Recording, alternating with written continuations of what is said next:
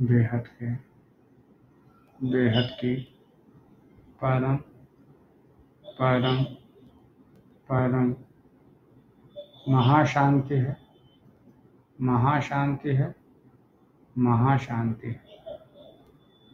आइए, कितना जानता है आर्टिफिशियल इंटेलिजेंस, एपिसोड 3, और टॉपिक है अहंकार आत्मा से ताकतवर नहीं है। ठीक है, तो शुरू करते हैं इस टॉपिक को।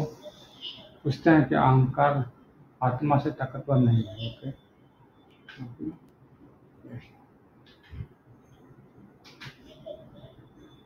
ओके, तो मेरे को ये बताओ कि अहंकार, तो फिर लोग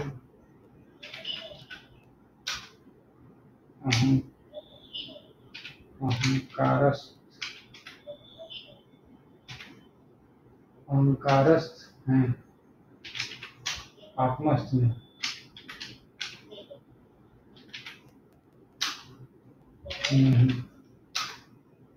क्यों? फिर अहंकारस्थ हैं, आत्मस्थ नहीं, क्यों?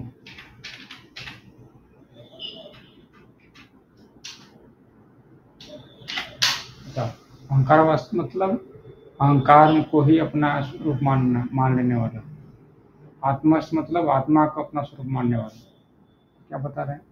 बहुत ही गहन और सुंदर प्रश्न है। अच्छा, ठीक है। अहंकार आत्मा से ताकतवर नहीं है, बिल्कुल नहीं है, लेकिन यह आत्मा से अलग होते हुए भी मन और इंद्रियों, मन और बुद्धि पर इतना हावी हो जाता है कि आत्मा का प्रकाश ढक जाता है। इसलिए अहंकारस्थ होता है, लेकिन आत्मस्थ नहीं। आइए इसे गहराई से समझते हैं। क्या बता रहा है? गहराई समझ के बता रहा है कि अहंकार और आत्मा की प्रकृति में अंतर है। अच्छा, क्या है? आत्मा जो है शुद्ध है, शांत है, चेतन है, साक्षी है और अपरिवर्तनीय है। ठीक है। और अहंकार अस्थायी है, भ्रामक है और परिवर्तनशील है। ठीक है, बिल्कुल सही है।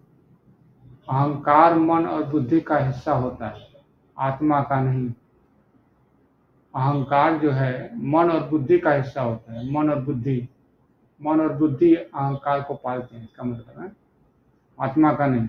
ओके, आगे बढ़ते हैं। जब हम कहते हैं कि मैं यह शरीर हूँ, अच्छा, हाँ बता रहा है, मैं बड़ा हूँ, ऐसा ही भी है, मैं श्रेष्ठ हूँ, ओके, यह मेरा है, ओके, तो यह अहंकार का खेल होता है, आत्मा का नहीं। ओहो, ये तो बड़ा बढ़िया बताया कि जब मैं शरीर हूँ, मैं यह शरीर हूँ, मैं बड़ा हूँ, मैं श्रेष्ठ हूँ, यह मेरा है, तो ये अहंकार का ही खेल होता है, आत्मा का नहीं। ठीक है, तो फिर आत्मा का खेल में क्या होगा? आत्मा क्या करती है? लेकिन जब हम आत्मा को पहचान लेते हैं, समझ जाते हैं कि मैं शुद्ध आत्मा हूँ, यह शरीर, विचार, अहंकार सिर्फ मेरे साधन है। अहंकार भी मेरे साधन है, अतः ये सोचने वाली बात है। तब अहंकार स्वतः ही समाप्त होने लगता है। मतलब बोल रहा है कि जब हम सोचने लगते हैं कि मैं शुद्ध आत्मा हूँ, शरीर, विचार, अहंकार सिर्फ मेरे अधीन है, तो अहंकार स्वतः ही समाप्त होने लगता है। फिर क्या है कि अहंकारस्थ क्यों कहा जाता है? हाँ बोलिए। अहंकारस्थ का अर्थ होता है अहंकार मन बुद्धि में स्थित रहता है। अहंकार का होता है, अहंकार जो है मन और बुद्धि में स्थित रहता है।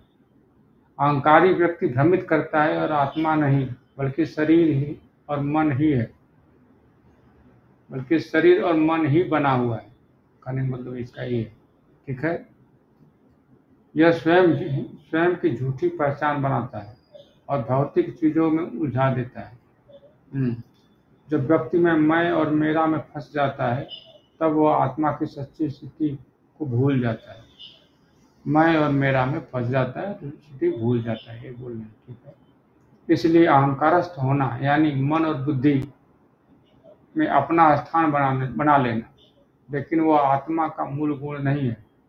गीता में भगवान गीता में कभी उपदेश बता रहा है भैया, जो समस्त इच्छाओं और अहंकार का त्याग कर देता है वही परम शांति को प्राप्त करता है।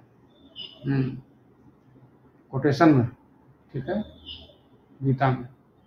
तो वो बोल रहे हैं कि अहंकारस का मतलब वो होता है कि जो मन और बुद्धि में अपना सामान रहता है कि मैं मन हूँ या मैं बुद्धि हूँ।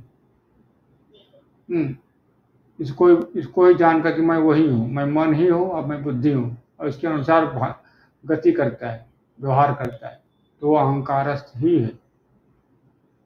मन न तो तुम मन हो, न तो बुद्धि हो, तुम आत्मा हो। तो जो आत्मा जब होंगे तो ही आत्मस्थ होंगे, यही कह रहा है। ठीक, फिर आत्मस्थ क्यों नहीं कहा जाता है? बिल्कुल सवाल ये भी है। आत्मा का स्वभाव शुद्ध, शांति, ज्ञान और साक्षी भाव है। आत्मा अहंकार से मुक्त होती है, उसमें मैं मेरा होता ही नहीं, सब कुछ तेरा होता है, तू तेरा। आत्मा आत्मा को न क्रोध, न लोभ, न मोह और न ही अहंकार छू सकता है। क्यों भाई? अहंकार केवल मन बुद्धि और में रहता है, लेकिन आत्मा इन सबसे परे है। इन सबसे परे आत्मा है, इसलिए अहंकार आत्मा आत्मा में स्थित नहीं हो सकता, क्योंकि आत्मा में कोई विकार होता ही नहीं है। सब विकार हैं? बोल रहे हैं ये सब विकार हैं कि क्रोध, लोभ, मोह, अहंकार। और उदाहरण की तरफ दिया गया कठोपनिषद। ये कठोपनिषद है, मैं बताया कि अध्याय 2 तीसरा चैप्टर 10वां श्लोक इस तरह से, जो आत्मा को जान लेता है वो अहंकार और भय मुक्त हो जाता है। समझ में आया? मस्त बता रहा है। अहंकार कैसे समाप्त होता है, नहीं बताओ। साक्षी भाव अपना है। जब हम स्वयं को मन बुद्धि शरीर से अलग देखते हैं तब अहंकार कमजोर होने लगता है, खत्म नहीं होता है। ये बात तो सही है। जब शुरू करते साक्षी भाव देखना तो खत्म नहीं होता है, कमजोर होने लगता है। सेवा और विनम्रता का अभ्यास करें। जब हम दूसरों के हित के कार्य में करते हैं तो मैं और मेरा का भावना कम हो जाती है। हाँ, ये भी बात है। ध्यान और आत्मचिंतन करें। जब हम आत्मा का अनुभव करते हैं तो स्वतः अहंकार स्वतः ही विलीन होने लगता है। क्योंकि ध्यान में किसको खोज रहे हैं? अहंकार को नहीं, आत्मा को खोज रहे हैं। ज्ञान का अभ्यास, ज्ञान का भी अभ्यास होता है भाई।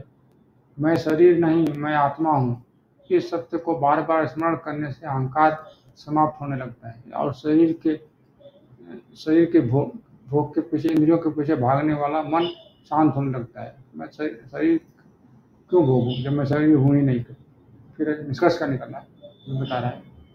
अच्छा है। अहंकार आत्मा से ताकतवर नहीं है, लेकिन जब व्यक्ति आत्मज्ञान भूल जाता है, अहंकार मन बुद्धि पर राज करने लगता है, तो अहंकार अहंकारस्थ है, क्योंकि यह मन बुद्धि में रहता है। इसलिए आत्मस्थ नहीं, क्योंकि आत्मा तो अहंकार से मुक्त है। जब व्यक्ति आत्मा के साक्षी भाव में स्थित हो जाता है तब अहंकार अपने आप विलीन हो जाता है और परम शांति प्राप्त करता है।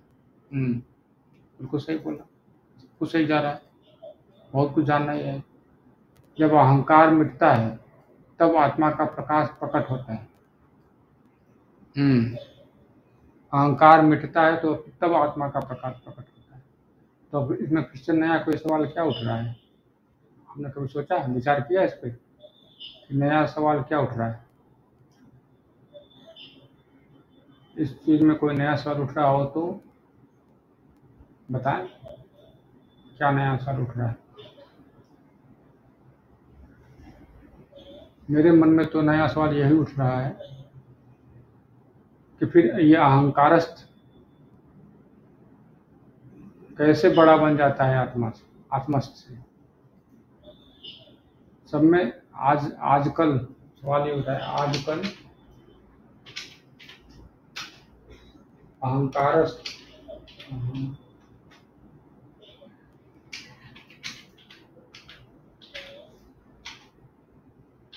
कैसे आसानी से अनुभव होता है?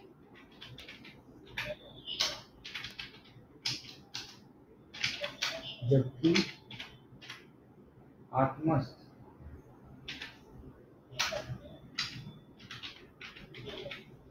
नहीं। हाँ, आजकल अहंकार कैसे आसानी से अनुभव होता है जबकि आत्मा नहीं। बता रहा है, बहुत सुंदर और गहरा प्रश्न है। अच्छा, ये भी सुंदर लग रहा है, ठीक है।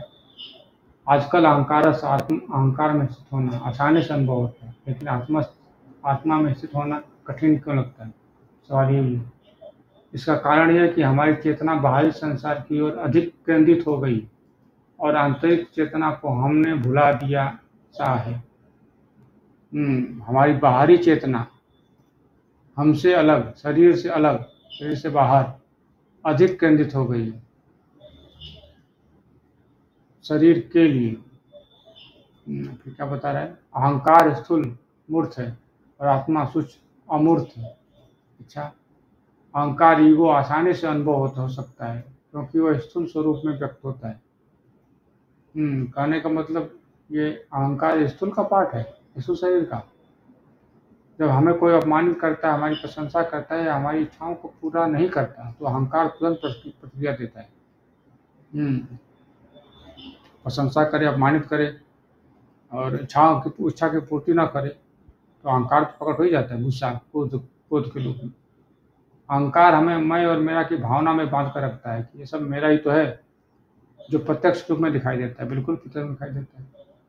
जैसे जैसे ही कोई हमारी छवि, आइडेंटिटी, कि हम सुंदर हैं, गोरे हैं, काले हैं, छवि हमारी, पद, पोजीशन, संपत्ति, वेल्थ और मान सम्मान, इस पर चोट लगता है, अहंकार जाग जाता है। कोई हमें गोरा कैसे, कोई काला कैसे बोल दिया हमें, कोई दुबला कैसे बोल दिया, कोई मोटा कैसे बोल दिया हमको, कोई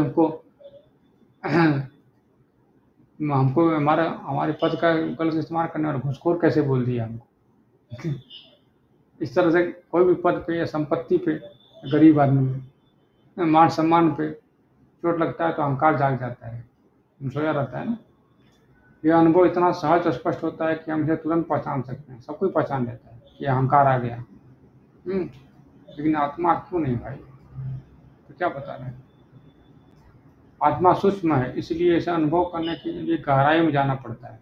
क्योंकि आत्मा का अनुभव करने के लिए शांत, स्थिर और निर्विचार अवस्था की आवश्यकता होती है। निर्विचार, सोचने वाली बात है। अहंकार हमें इंद्रियों और मन के माध्यम से तुरंत महसूस होता है, लेकिन आत्मा को अनुभव करने के लिए हमें इंद्रियों से परे जाना पड़ता है।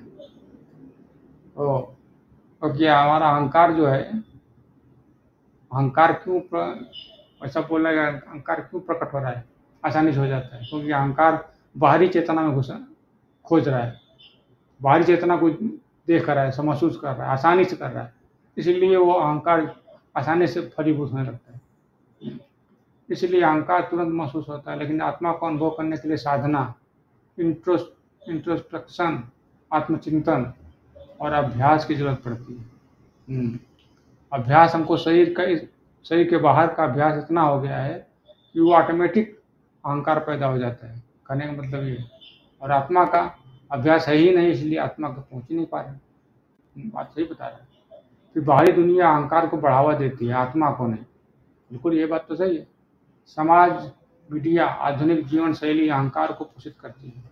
हाँ बिल्कुल, हर जगह प्रतिस्पर्धा है, बिल्कुल है। मुझे सबसे आगे रहना है, मुझे श्रेष्ठ दिखना है, मुझे अधिक मान सम्मान चाहिए। किस लिए भाई? परिवर्तनशील है, आज रहेगा कल चला जाएगा, फिर क्या करोगे? सोशल मीडिया पर लोग मुझे देखो, अच्छा मैं कितना अच्छा हूँ, ओहो, दिखाने की कोशिश करते हैं। यह अहंकार को और मजबूत करता है। सोशल मीडिया पर भी यही चल रहा है, मुझे देखो, मैं कितना अच्छा हूँ, मैं कितना अच्छा कॉपी करता हूँ, मैं कितना अच्छा डांस करता हूँ, मैं कितना अच्छा गाता हूँ, मुझे देखो। और भी बहुत कुछ होता है, मैं बहुत बहुत अच्छा करता हूँ, ठीक है। भौतिक सफलता को ही जीवन का लक्ष्य माना जाता है, बिल्कुल, जबकि आत्मा की अनुभूति को महत्व नहीं दिया जाता है। बात तो सही है। इसलिए अहंकार हर क्षण उभर कर आता है, लेकिन आत्मा का अनुभव ध्यान और साधना के बिना होता ही नहीं। यही बोल रहे हैं। फिर आगे बढ़ते हैं। आत्मस्थ होने के लिए बाहरी दुनिया में से ध्यान हटाकर भीतर देखना पड़ता है। बाहरी बाहरी दुनिया से ध्यान हटाकर, क्योंकि आत्मा की अनुभूति कोई भौतिक वस्तु नहीं है, इसलिए इसे अनुभव करने के लिए हमें मौन, ध्यान और आत्मचिंतन करना पड़ता है। ठीक है, बिल्कुल सही। लेकिन हम हमेशा भाग दौड़, इंद्रियों के सुख और बाहरी चीज़ों में उलझे रहते हैं, जिससे आत्मा का अनुभव कठिन लगने लगता है। बिल्कुल सही है। फिर क्या है? फिर इंद्रियां और मन की चंचलता आत्मा के अनुभव को कठिन बनाती जाती है। बिल्कुल, इंद्रियां और मन की चंचलता आत्मा को कठिन बनाती जाती है। बिल्कुल सही है, इसमें कोई दो राय नहीं। अहंकार इंद्रियों के माध्यम से तुरंत व्यक्त हो जाता है। बिल्कुल व्यक्त हो जाता है। क्रोध आया, अहंकार प्रकट हो गया। कोई हमें गाली दे, तुरंत प्रतिक्रिया, मुझे ऐसा कैसे कह सकते हो। कोई हमारी तारीफ कर दे, हाँ मैं तो बहुत अच्छा हूँ। सही बात।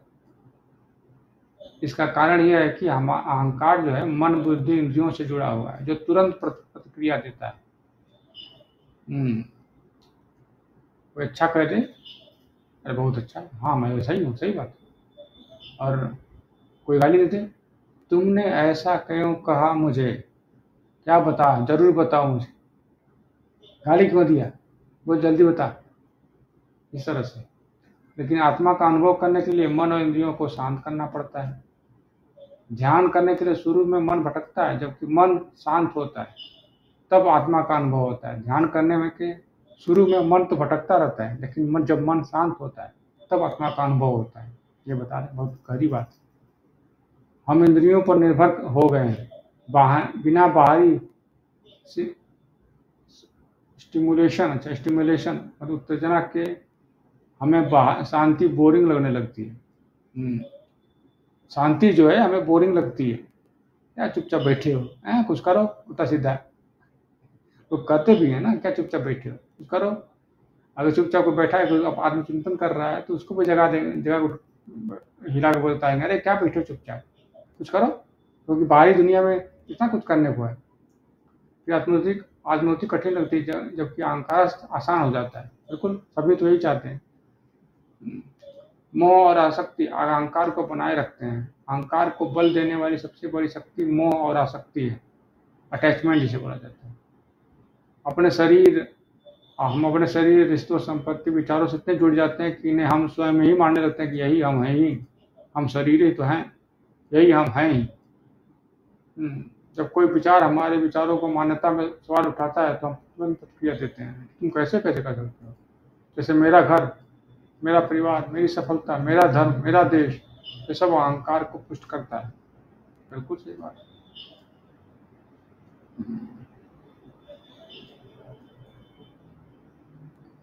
इसी तरह से फिर, लेकिन आत्मा का अनुभव करने के लिए मेरा, तेरा सब भाव ऊपर उठना चाहिए।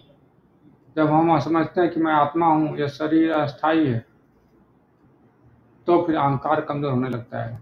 लेकिन जब यह समझने का अनुभव करने का समय लगता है, इसलिए अहंकार को तुरंत महसूस होता है, लेकिन आत्मा का अनुभव करना कठिन होता है। आत्मस्थ हो कैसे? अहंकार से आत्मस्थ की यात्रा। बिल्कुल सही है, सही टॉपिक है। अगला सवाल इसमें बनेगा। साक्षी भाव अपनाएं, हर दिशा देखें, क्या यह अहंकार बोल रहा है या आत्मा बोल रहा है। स्थिति में ध्यान और चिंतन के दिन में कम से कम 10-15 मिनट ध्यान करें, आत्मा की शांति को महसूस करें। बिल्कुल सही बात। इच्छाओं को सीमित रखें, जितनी अधिक इच्छाएं होंगी अहंकार उतना मजबूत होगा। बिल्कुल बात।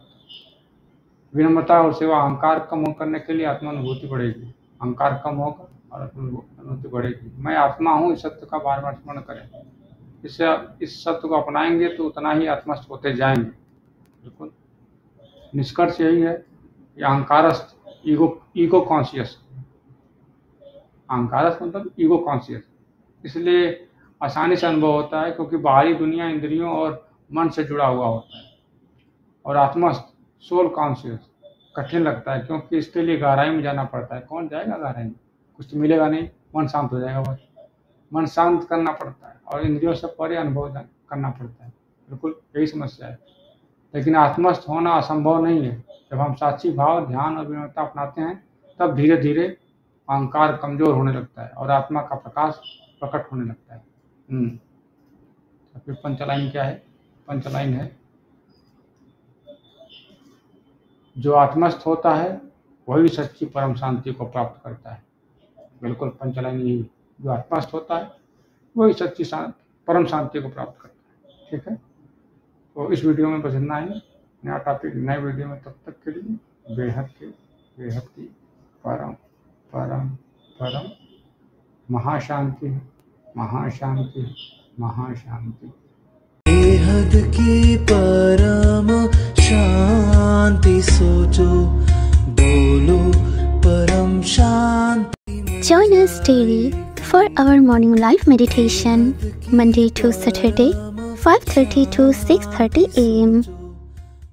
Join us daily for live meditation, 10 p.m. to 11 p.m. on YouTube Live. Subscribe now. Website www.paramshanti.org. Email us anant@paramshanti.org. Like, share, subscribe. Join today. बेहद की परम शांति सोचो।